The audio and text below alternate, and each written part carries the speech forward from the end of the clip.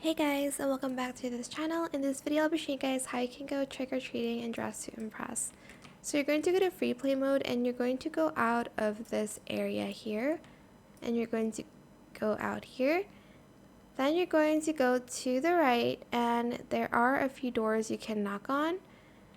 So for instance this one, you can either get trick or treat. So let's interact with this and see what we got. Okay, we got a treat. We got this.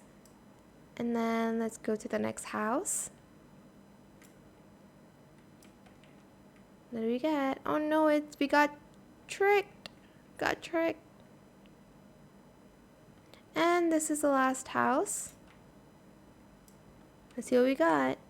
No, we also got tricked again.